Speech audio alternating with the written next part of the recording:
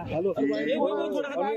राजकीय केस होती गेल्या 30 वर्षापूर्वी केस रजिस्टर झालेली आहे। ज्यावेळेस दिगुळे साहेब राज्यमंत्री होते, माझं आणि दिगुळे साहेबांचं राजकीय वैर होतं आणि त्या वैरत्वापोटी त्यांनी सरकारला सांगून माझ्यावरती केस केलेली होती। त्या केसचा निकाल 30 वर्षानंतर आज पहिल्यांदा लागलेला आहे। मेहरबान न्यायालयाने त्याचा निकाल सोडवलेला आहे। निकालपत्र हे मोठं आहे, 40 पानाचं आहे, मी अजून वाचलेलं नाही।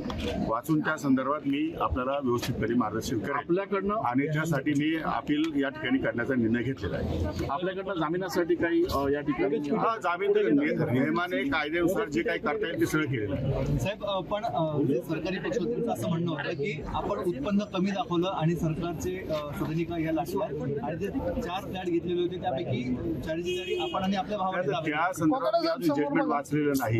सरकार वकिलांचं काय म्हणणं ते मला माहिती नाही।